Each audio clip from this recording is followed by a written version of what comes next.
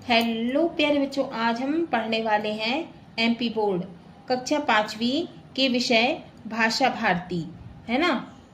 जो कि ये जो बुक है ये इंग्लिश और हिंदी मीडियम दोनों में चलती है। तो इसके अंतर्गत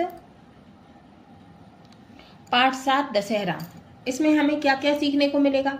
इसमें हमें सीखने को मिलेगा सत्य, न्याय, त्याग और परोपकार जैसी भावना, है ना। परोपकार क्या? दूसरों पर किया जाने वाला उपकार। और प्रश्नवाचक, संदेहवाचक वाक्य की पहचान, संयुक्ताक्षर, अनुस्वार और संज्ञा से विशेषण। ठीक है, तो हम पाठ शुरू करते हैं। मैदान के चारों ओर रंग बिरंगी झंडियां बंधी थी। कैसी बंधी थी? झंडियां रंग बिरंगी, कलरफुल। दर्शकों की भीड़ लगी थी, माने जो देखने के लिए आए थे लोग दशहरा, उनकी भीड़ लगी हुई थी। बीच मैदान में घुड़सवार दौड़ दौड़कर अपनी घुड़सवारी की कला का प्रदर्शन कर रहे थे। मतलब घुड़सवार माने घोड़ों की सवारी करने वाले, है ना, वो होते हैं घुड़सवार। और वो अपनी कला, है ना, जो घोड़े को पालते हैं, उनकी सवारी करते हैं, तो वो अपनी कला का प्रदर्शन कर रहे थे, माने कि दिखा रहे थे। अखाड़ों के ढोल ढमाकों के साथ लड़के करतब दिखा रहे थे। अखाड़ा होता है कुश्ती का मैदान, है ना, व्यायामशाला। के ढोल ढमाकों के साथ लड़के करतब दिखा रहे थे, है ना, करतब दिखा रहे थे। कोई भाले से तो कोई तलवार से वार करने की कला दिखा रहा था। कोई आग के गोले में से निकलकर अपने साहस का प्रदर्शन कर रहा था। प्रदर्शन माने दिखा रहा था। मलखम, मलखम क्या होता है? खंबे पर कुश्ती, या फिर ऐसा कहा जाएगा खंबे का खेल, है ना। मलखम पर चढ़कर संतुलन और बाजीगरी के करिश्मे दिखाने का काम चल रहा था। सूर्यास्त होने लगा था, मतलब सूरज डूबने वाला था।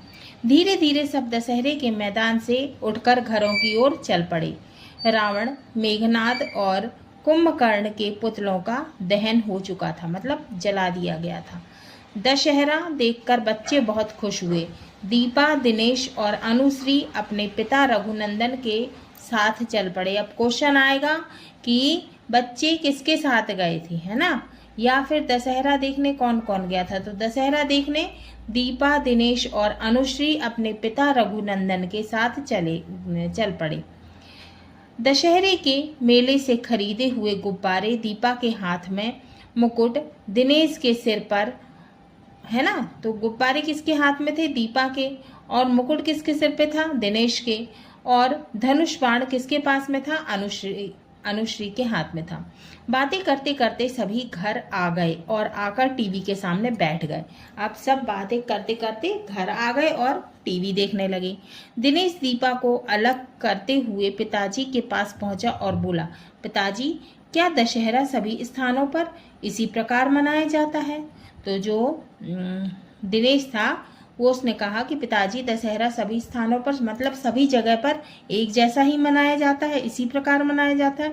रघुनंदन ने बताया, दशहरा पूरे देश में उत्साहपूर्वक मनाया जाता है, खुशी से मनाया जाता है ना।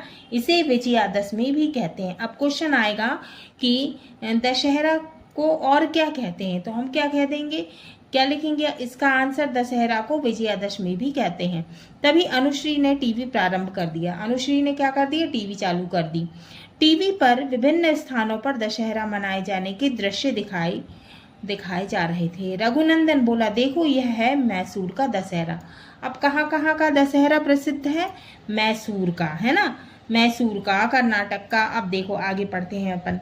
मैसूर का दशहरा कर्नाटक प्रांत के मैसूर में दशहरा बड़ी धूमधाम से मनाया जाता है। ये देखो, हाथी पर महाराजा की सवारी कितने ठाट बाट से निकल रही है। आकाश में यह रंगीन आतिशबाजी कितनी खूबसूरत लग रही है। कलरफुल आतिशबाजी, है ना, बहुत सुंदर लग रही है। पूरा शहर रोशनी की जगमगाहट से नहाया हुआ लग रहा था। सभी बच्चे उत्सुकता वश, माने इंटरेस्टेड होकर टीवी देख रहे थे, है ना, टीवी के पर्दे की ओर देख रहे थे। तभी दृश्य बदला। गुजरात के दशहरे का दृश्य आया। कहाँ का? पहले मैसूर का, फिर क्या है? गुजरात, है ना। दशहरा का दृश्य आया जिसमें रंग बिरंगे परिधान, परिधान का मतलब होता है वस्त्र, कपड़े, है ना, रंग बिरंगे कपड़े पहनकर गरबा नृत्य किया जा रहा था। रावण आदि के पुतले भी दिखाई दे रहे थे। अब गरबा नृत्य तो आप सभी जानते होंगे, है ना, जब माता के 9 दिन आते हैं तो गरबा नृत्य होता है ना। अचानक हरे भरे पहाड़ी क्षेत्र को देखकर दीपा ने पूछा, यह कौन सा स्थान है? रघुनंदन ने बताया, यह हिमाचल प्रदेश के कुल्लू का दशहरा है। कौन कौन सा दशहरा हो गया?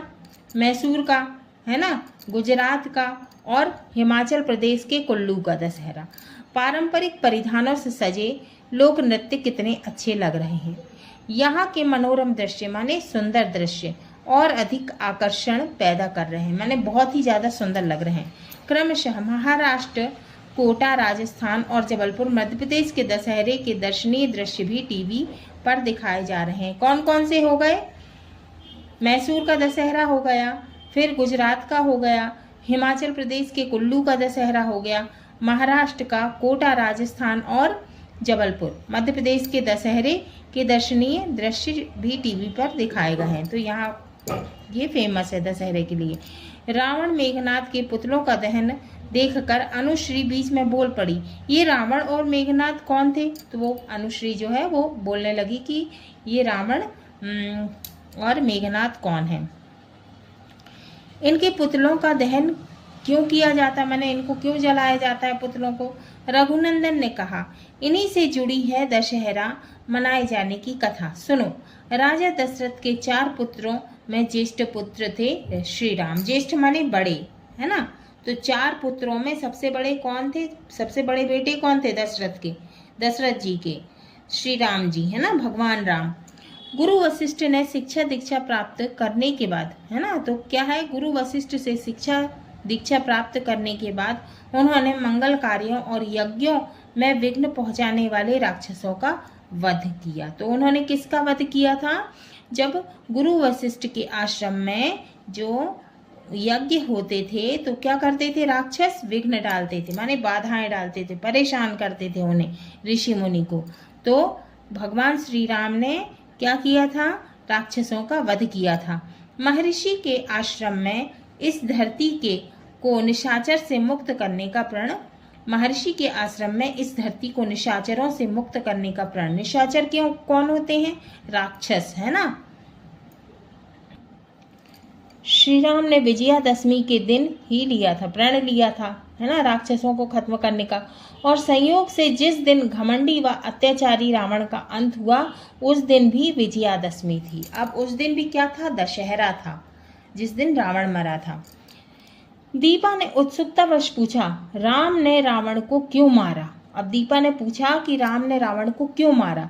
रघुनंदन ने अपनी बात को आगे बढ़ाते हुए कहा, पिता की आज्ञा का पालन करते हुए श्री राम, लक्ष्मण और सीता वनवास गए, है ना। तो दशरथ जी की आज्ञा का पालन करा किसने? भगवान श्री राम ने। और श्री राम जी, लक्ष्मण जी और सीता जी, है ना, वनवास गए। वनवास में सीता को अकेला पाकर रावण कपट पूर्वक माने दुष्टता पूर्वक सीता का हरण कर लंका ले गया। उसकी सेना बहुत बड़ी और हथियारों से सज्जित थी, माने उसके पास बहुत बड़ी सेना थी और बहुत सारे हथियार थे उसके पास। वह अधर्मी और अत्याचारी था। वह कैसा था? अधर्मी था और अत्याचारी था। श्री राम ने सुग्रीव और वानरों की सहायता से सेना बनाई और उचित मार्गदर्शन, रणनीति और पराक्रम से लंका पर आक्रमण कर दिया। अंत में घमंडी और अन्यायी रावण का अंत हो गया।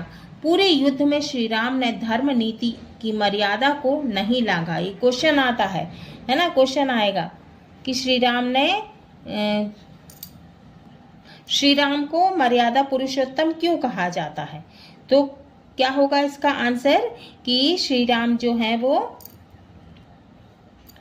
कि पूरे युद्ध में श्री राम ने धर्म नीति और मर्यादा को नहीं लांघा, इसीलिए उन्हें मर्यादा पुरुषोत्तम भी कहा जाता है।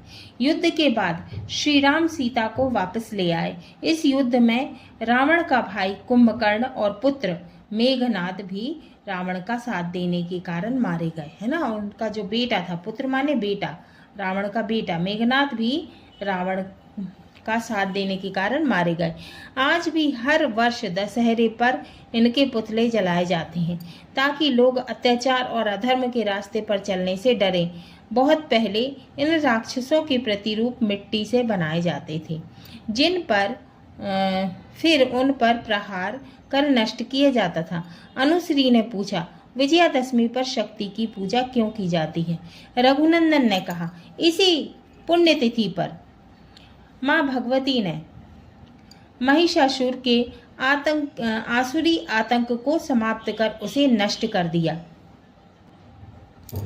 अब क्वेश्चन आता है कि माँ जगदम्बा ने किन राक्षसों का अंत किया, है ना? तो क्या है, इसी पुण्यतिथि पर माँ भगवती ने महिषासुर के आसुरी आतंक को समाप्त कर उसे नष्ट कर दिया। तो किसको मारा था? महिषासुर को। एक अन्य कथा के आधार पर माँ जगदम्बा ने अपनी शक्ति के साथ नवरात्र के 9 दिनों तक शुंभ निशुंभ राक्षस और आसुरी सेना से युद्ध किया। युद्ध में विजय क्वार मास के शुक्ल पक्ष की दशमी को प्राप्त हुई। इसीलिए शक्ति की पूजा के साथ दशहरा मनाया जाता है। तो शुंभ निशुंभ को भी मारा था, है ना, और महिषासुर को। दिनेश अचानक बीच में बोला, तब तो हमारे जीवन में दशहरे का महत्व और बढ़ जाता है। रघुनंदन ने बताया, हाँ क्यों नहीं, आज के संदर्भ में दशहरे का महत्व और भी बढ़ जाता है। इन कथाओं से समस्याओं और अत्याचार से लड़ने की प्रेरणा भी मिलती है। हमारे क्रांतिकारियों ने तो इस महान पर्व से प्रेरणा लेकर परतंत्रता के राक्षस को समाप्त करने की ठानी थी। माने परतंत्रता माने आजाद नहीं थे हम, है ना, तो उसको क्या कहते हैं? परतंत्रता। क्रांतिकारी वीर राम प्रसाद बिस्मिल ने कहा था कि विजयादशमी साहस और संकल्प का महापर्व है। तो संकल्प क्या होता है? संकल्प होता है प्रतिज्ञा, है ना, दृढ़ निश्चय। परंतु इस ऊर्जा का प्रयोग जातिवाद और देशद्रोहियों को नष्ट करने में होना चाहिए, ना कि अपनों के प्रति। हमारा सही रूप में विजयादशमी मनाना तभी सार्थक होगा जब हम दुष्प्रवृत्तियों माने बुरी प्रवृत्तियों और स्वार्थ के बढ़ते रावण को जला सकेंगे। इतने में माँ भोजन लेकर आ गई थी। सबने मिलकर भोजन किया। नई नई रोचक कथाएं सुनकर सभी प्रसन्न थे। सभी ने दशहरे के मेले से लाए खिलौने माँ को दिखाए। हाँ तो बच्चों, ये हमारा पार्ट 7 दशहरा पूरा हुआ। अगले वीडियो में हम इसके अभ्यास प्रश्न, जिसके अंतर्गत शब्दार्थ, निम्नलिखित प्रश्नों के उत्तर, रिक्त स्थानों की पूर्ति, भाषा अध्ययन में क्वेश्चन 1 नीचे दिए गए शब्दों की वर्तनी शुद्ध कीजिए। क्वेश्चन 2, निम्नलिखित शब्दों में से जो शब्द संयुक्ताक्षर से नहीं बना है उसे अलग कीजिए। क्वेश्चन 3, निम्नांकित वाक्यों को कोष्टक में दिए निर्देशानुसार बदलिए। क्वेश्चन 4, नीचे दिए गए शब्दों में से अनुस्वार वाले शब्द छांटकर अलग लिखिए। और फिर आइए जाने, है ना। क्वेश्चन 5, निम्नलिखित संज्ञा शब्दों से विशेषण बनाइए। हाँ तो बच्चों, ये हमारा पार्ट 7 दशहरा पूरा हुआ।